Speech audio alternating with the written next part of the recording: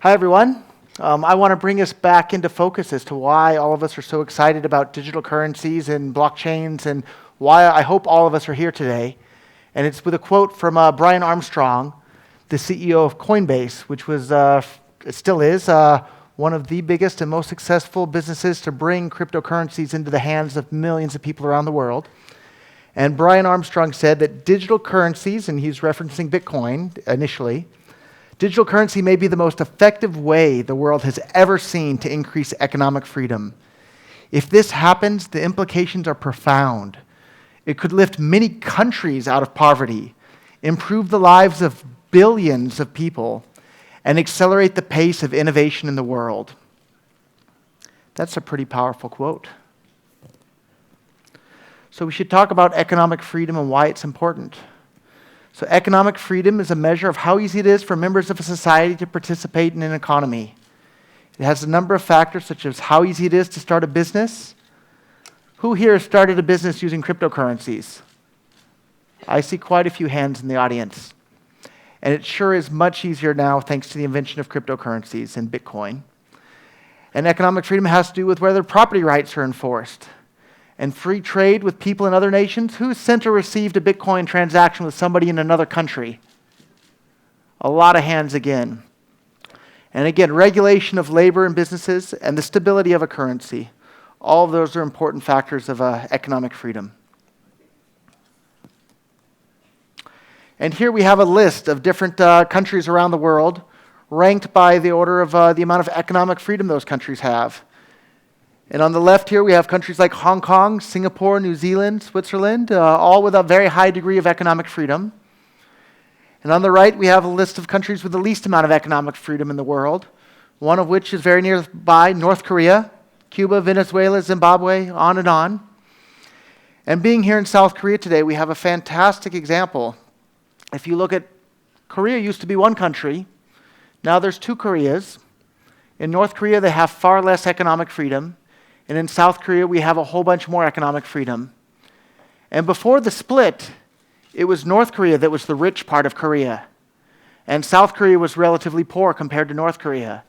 And today, after just a few decades of having more economic freedom in South Korea and less economic freedom in North Korea, South Korea is fabulously wealthy compared to North Korea. And the same is true of most of the countries on the right here compared to the left.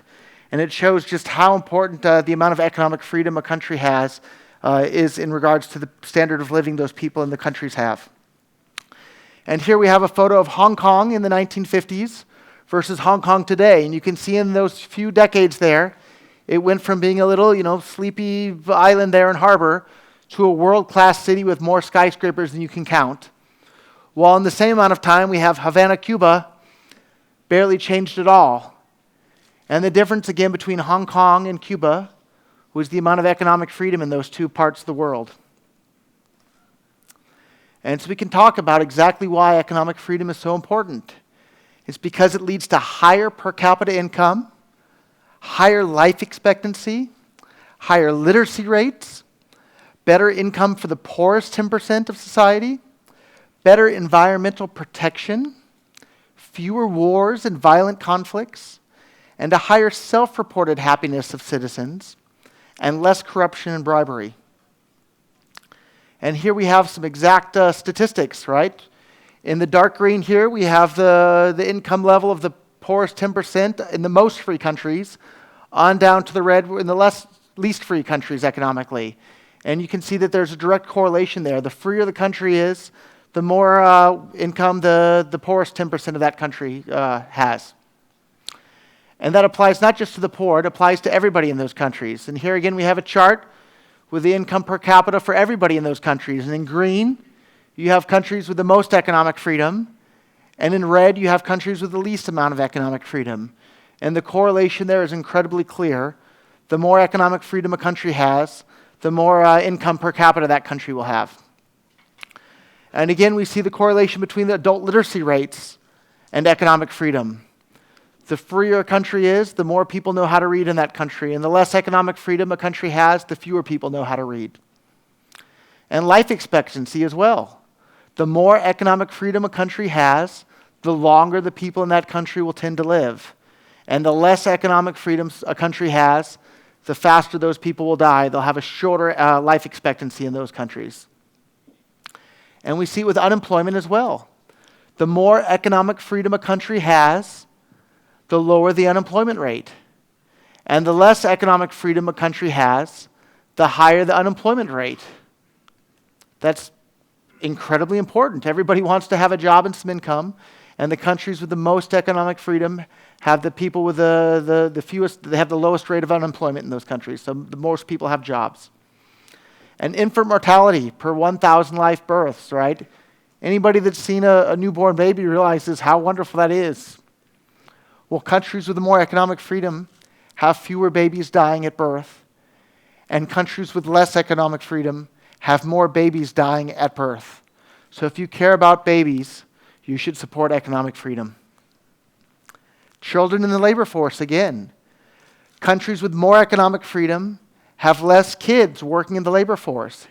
And that's not because of laws that politicians pass.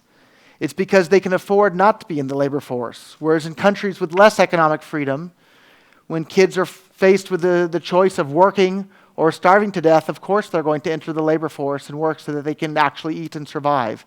So in countries with less economic freedom, you have way more kids working in the labor force from a much, much younger age than in countries with more economic freedom. And it's important to point out that correlation doesn't prove causation, but when we see example after example, both in theory and in practice, of greater economic freedom leading to better results for rich and poor alike, I think some very, very, very strong inferences can be made. And Bitcoin has brought a giant impact to the amount of economic freedom in the world. It makes it easier for anyone, anywhere, anytime, any place to start a business. It enforces property rights that people have in their money. Suddenly they now have a form of money that they can send and receive with anyone, anywhere in the world, instantly, basically for free, and there's nothing that anybody can do to stop them from sending and receiving that money. It promotes free trade. You can now engage in trade with anyone, anywhere in the world, instantly, basically for free, and there's nothing anybody can do to stop that. And it enables freedom of contract for people all over the world. And a really, really important one is it enables people to opt out of corrupt systems. If you were unfortunate enough to be born into a country with high inflation and rampant government corruption, suddenly you have the option of using cryptocurrencies and Bitcoin specifically to opt out of those systems. Before the invention of Bitcoin, it would be impossible to opt out of those systems. And again, we have a quote here from Brian Armstrong, the CEO of Coinbase. And he says that if we can create more economic freedom in the world, it will serve as a giant economic stimulus package for the world, accelerate innovation, reduce wars, make the poorest 10% better off, overthrow corrupt governments, and raise happiness. And I'm proud to say I think I first met Brian Armstrong back in 2011. And it was apparent to me from very early on that he was motivated to get involved in Bitcoin for these reasons that, I just explained in his own words. And those are the same reasons that I'm excited about Bitcoin and digital currencies, is because they bring more economic freedom to the world, and more economic freedom makes everybody better off. And so I say, Bitcoin and digital currencies are the best tools the world has ever seen to accomplish these goals. And that's what got me so excited about Bitcoin when I heard about it for the first time, because finally I realized that all of us people out there in the world that didn't really have any sort of a say as to what government policies were in regards to free trade or sending money overseas or anything like that, suddenly we had this great big giant lever that we can use to move the world in the direction of having more economic freedom. And that lever is called Bitcoin. And it's here today for all of us to implement. But unfortunately, there are some people in the world that don't like losing control over money, and don't like losing control over people, and don't like seeing people engaging in free trade around the world. Not necessarily because they're evil people. By and large, it's because they just plain don't understand the benefits of economic freedom to the world. And so they look around the world and they think, oh my God, people around the world are investing in risky things that might fail. Or, oh my God, people are employing people without getting permission from people in government. Or, oh my God, people are buying and selling things without our permission or giving us a cut. And unfortunately, these people might want to put a stop to those sort of things because they want to continue to have control over the rest of us in the world. And so when I first got involved in Bitcoin, the thing that had me so excited about it is that because Bitcoin was a worldwide distributed network, there was no single place that they could go to. There was no CEO of Bitcoin that they could arrest. There was no office they could raid. There was no server they could unplug. There was nothing that they could do to stop it. And it had me so incredibly excited because finally we have this unstoppable money that brings economic freedom to the entire world. But now that I have about 7.5 years of involvement in Bitcoin, and I have a bit more experience under my belt, I've been looking at what happened in the Bitcoin ecosystem and what people might do if they wanted to stop Bitcoin from becoming money for the entire world. And I don't know if these people did it because they did it intentionally or just because they don't know any better. And to be honest, I suspect by and large it's because they just plain don't know any better. But if you wanted to stop Bitcoin from spreading and becoming money all over the world, what you would do would be to advocate for 1 megabyte blocks, to intentionally create high fees on the Bitcoin network, to intentionally create slow confirmations on the Bitcoin network, and to intentionally create unreliable transactions on the Bitcoin network. And I'm not saying that these people did it because they're bad people. I think they just plain didn't understand. But we had these exact policies being advocated by people calling themselves Bitcoin Core and by a company called Blockstream.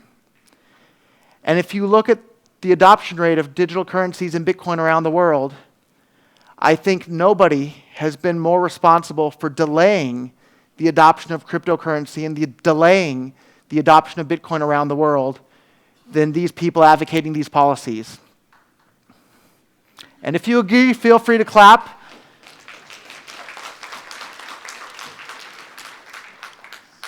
And if you disagree, I hope you'll take a moment to consider the arguments that I'm about to put forth as to how these things have delayed the adoption of Bitcoin around the world. So advocating for 1 megabyte blocks that are always full results in fewer users, which results in fewer nodes around the world, which results in lower adoption around the world, which results in lower financial privacy around the world, which results in a lower Bitcoin market cap, and results in lower censorship resistance for Bitcoin around the world. And these are all negative things that we don't want to have in Bitcoin, but have happened directly as a result of this 1 megabyte block size limit that was imposed upon Bitcoin. And we can see in the last year, Bitcoin's market share went from being close to 90% to around 45% today in just 1 year. That's a huge, huge, huge drop in Bitcoin's market share around the world, when Bitcoin previously seemed to have an insurmountable head start over every other cryptocurrency around the world. And we can see exactly what happened here. We saw people worrying about the blocks on the Bitcoin network becoming full, which would create all those negative things that I just went over. And then we can see what happened when the blocks finally became full. And at the exact time that the blocks became full, we saw altcoins gaining mass adoption, and Bitcoin's market share in the overall group of cryptocurrencies plummeted. And we can see right there it happened at the exact same time that Bitcoin's market share plummeted, which was when the blocks became full, was the exact same time that the altcoins skyrocketed in popularity and adoption. And that chart is very clear there. And we can see here we have a chart. This orange line here is the size of the Bitcoin blocks and the number of Bitcoin transactions happening every single day. And the big orange line across there is the 1 megabyte block size limit. And you can see very clearly that Bitcoin was growing year after year, with more and more people around the world starting to use it, with more and more businesses around the world starting to use it, and more investment coming into the space year after year, until Bitcoin hit its 1 megabyte block size limit. And then the number of transactions taking place each day reached its cap. And you can see very clearly that the rate of Bitcoin adoption around the world stagnated. And actually, I should update this slide because right now, today, the number of Bitcoin transactions happening on the Bitcoin Core network is about half of what it was happening in December of last year. So that brings us to what happened, right? What has the market done to solve this problem of restricting Bitcoin's ability to become money for the entire world? And as the first person in the entire world to start investing in Bitcoin startups, basically single-handedly funding the entire first generation of Bitcoin startups, this is what happened. The market has moved to altcoins. And that breaks my heart to see that happen because Bitcoin had this giant first mover advantage and had more merchants and more users and more people around the world using it than any other coin anywhere. And suddenly now its market share is around 45%, down from around 95% about a year ago. And that's as a direct result of the intentional block size limit being imposed upon Bitcoin. And it's incredibly frustrating. But what happened last year is the market found a way. There previously was one single version of Bitcoin. And that Bitcoin split in August 1st of last year into two versions of Bitcoin. We now have Bitcoin Core with its 1 megabyte block size limit and its intentional high fees that 1 megabyte block size limit causes. It's intentional, unreliable transactions that 1 megabyte block size limit has, and the intentional bad user experience that it causes. When people make a transaction, they want the transaction to be fast, cheap, and reliable. And that brings us to Bitcoin Cash that doesn't have this 1 megabyte crippling block size limit. Bitcoin Cash transactions are fast, cheap, and reliable, just like cash. And so if any of you in the audience are unsure as to which version of Bitcoin is more useful in commerce, try out both of them. Send some Bitcoin Core to and from a friend.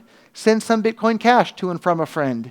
If you start out with 1,000 won of Bitcoin Core and you send it to your friend and send it back, you will no longer have 1,000 won worth of Bitcoin Core.